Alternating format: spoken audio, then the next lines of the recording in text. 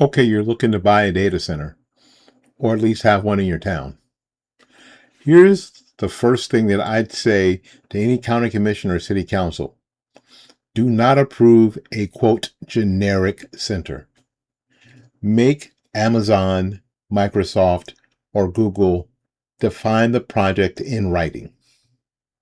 The U.S. Department of Energy says a U.S. data center electricity demand has already tripled over the past decade and could easily double or triple again by 2028.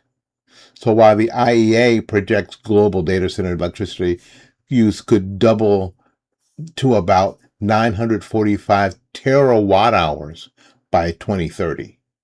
So this is no longer a server room issue. This is a power, water, land use, tax policy, and infrastructure policy. Now, when we start talking about data centers, it's a very generic term.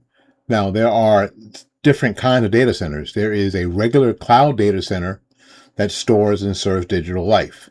There's an AI training center that builds the model. There's an AI inference center that runs the model after it's built. There's a crypto style facility that turns electricity into computation for financial reward. There's also a federal/security facility that handles sensitive government or regulated work. And then, of course, there's a hyperscale campus that we hear about now that may combine several of those into one massive industrial complex. Now, that difference matters because power, water, security, jobs, noise, and public benefit can change dramatically. The first one we're going to talk about is the normal cloud facility. Now, this is the classic Amazon Web Services, Google Cloud, Microsoft Azure type of facility. It stores data.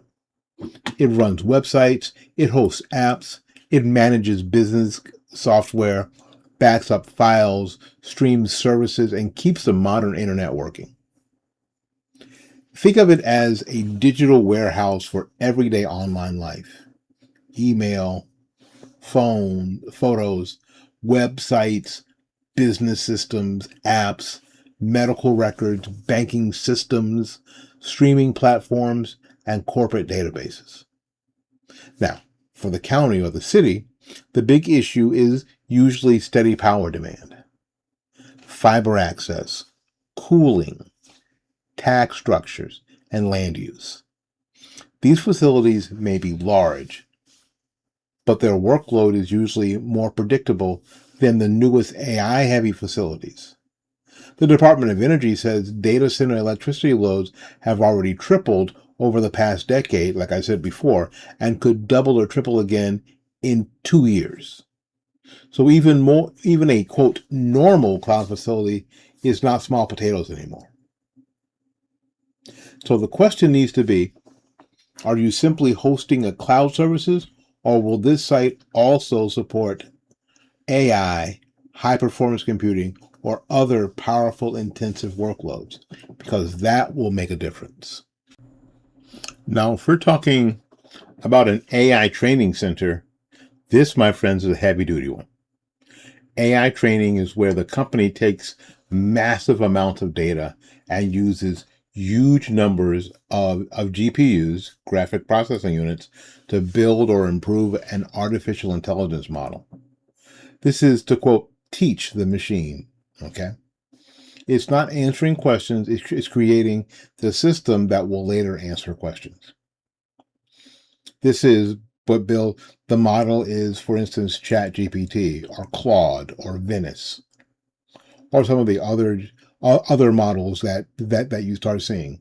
This is the process of teaching the machine the stuff to do or the stuff to say. Okay. This kind of facility can be far more power dense than a traditional cloud facility. It may need advanced cooling, liquid cooling, direct to chip cooling, and specialized electric systems, and major grid updates. The IEA says data center electricity consumption, again, is projected to grow about 15% per year from 2024 to 2030, with AI being a major driver of the growth. Now, For a county or city, this is where you ask the hardest questions about megawatts, cooling, water, backup generation, power rate impacts, and who pays for the grid updates. The plain English question is, are you building the brain here, or are you just using the brain here? Now, an AI inference center is what happens after the model is trained. Like ChatGPT is probably operating out of an inference center, as is Claude or Venice or some of the other AI models that you're using. Siri is operating out of a inference center. Now, an inference center is what happens when the model is trained. This is when a user asks ChatGPT, Gemini, Alexa, a medical AI tool, search engine, or a business AI system a question, and the system generates an answer. Training is like educating the student. Inference is like putting the student to work. Make sense?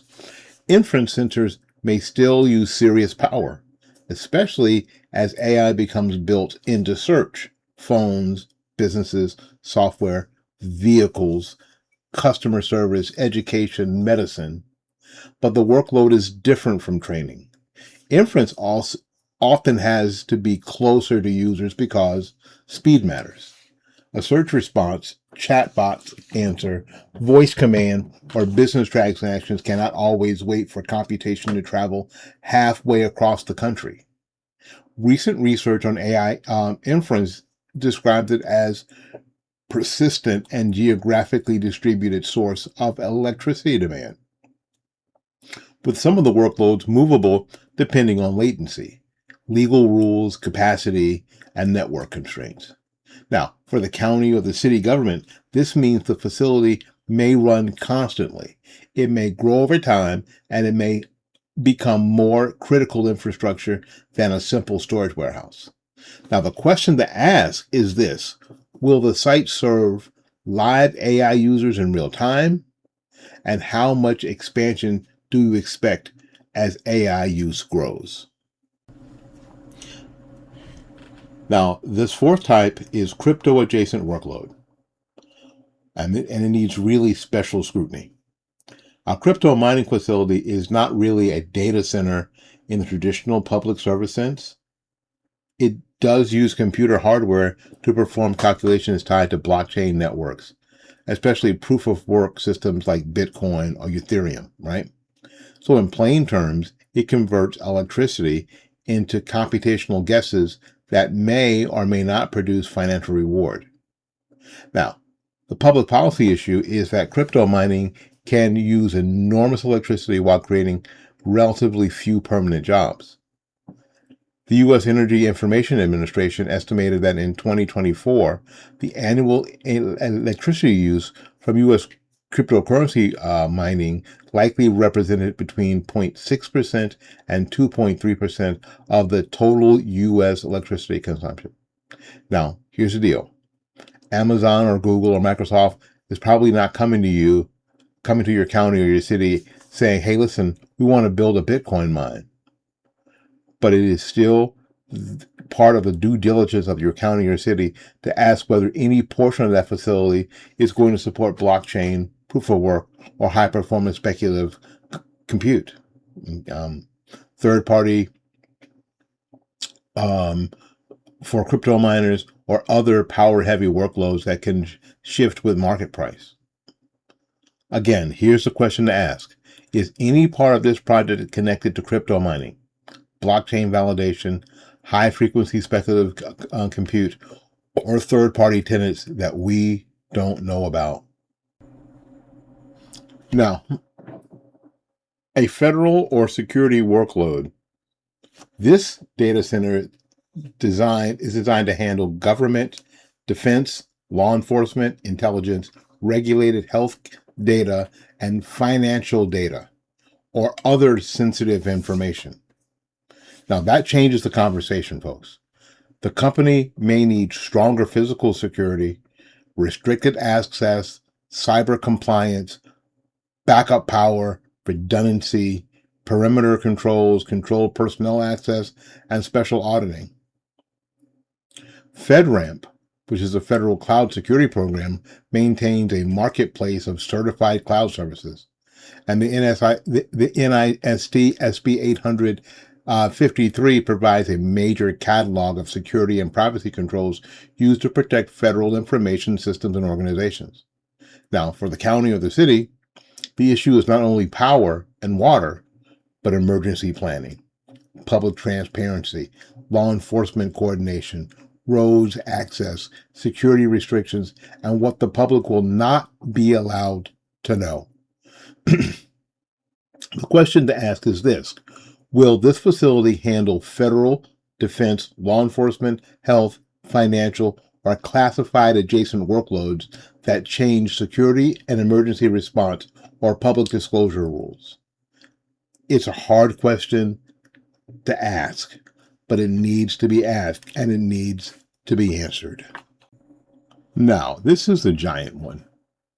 A hyperscale campus may include multiple buildings, multiple phases, separate substations, massive backup power systems, fiber interconnection, storage, cloud computing, AI training, AI inference, and possibly government or enterprise workloads. Now, this is not just one building with servers. This can become an industrial technology district. A normal data center might be a large facility. A hyperscale campus can become a long-term infrastructure commitment for an entire region. The IEA projects that global data centers' electricity consumption could again double to around 940 terawatt hours by 2030, which shows why these large campuses are now major energy planning issues, not just local zoning issues. So for your county or your city, this is where you demand the full build-out plan. Companies may begin with phase 1, but the real impact comes from phase 2, 3, and 4. The county should not approve a small first phase without understanding the final intended size. The question to ask is this: are we approving one facility, or are we quietly approving the first piece of a massive long-term technology campus? All right, folks, listen, don't let Microsoft, Google, Amazon come into your county, whether it be Hernando County, Hillsborough, Pasco, Lee, Leon, Duval, whatever, and say, oh, we're building a data center, and then expect everybody to nod, smile, and get out of the way. That is not enough.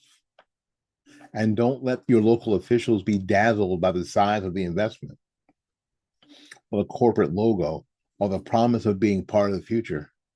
Because if they don't ask the right questions, they will be misled. And once they're misled, they can turn around and mislead the people they represent. Sometimes knowingly, sometimes simply because they didn't understand what they were approving. Now, let me help you folks. These facilities are coming. That part is really not negotiable. Data centers are part of the modern economy now. AI, cloud computing, banking, hospitals, defense, schools, phones, streaming, emergency systems, all of it runs through these facilities. So the serious conversation is not whether data centers are inevitable, because they are. The serious conversation is whether your county, your city, your state is going to be smart, disciplined, and honest enough to demand the details before saying yes. Are they storing data? Are they training AI? Are they running AI in real time? Are they mining crypto or supporting crypto adjacent workloads? Are they serving federal or security related operations? Are they building one facility, or are they building the first phase of a massive hyperscale campus that will keep expanding one building at a time?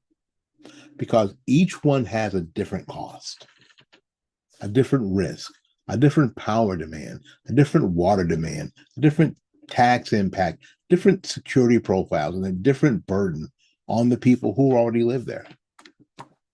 Now, the job of local government is not to be anti-technology. The job of local government is to protect the public interest. That means asking the hard questions before the deal is signed, not after the bulldozers have arrived.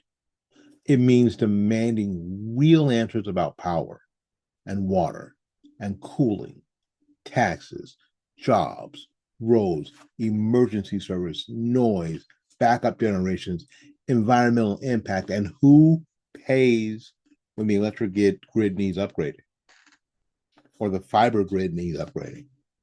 It means refusing to let vague promises replace enforceable commitments. The future may be inevitable, but bad deals are not. Growth, it's inevitable, but taxpayer subsidies are not. Technology, most certainly inevitable, but secrecy is not. If big tech wants to build in our communities, then big tech needs to answer the questions our communities have and that they have every right to ask. Not because we oppose progress, no, but because progress without accountability, well, it's just another way for powerful people to make decisions while ordinary people are left paying the bill. I hope you've enjoyed the video. Comment below and or go to fightbackmedia.com. Sign up. Can't wait to talk to you soon. Bye-bye now.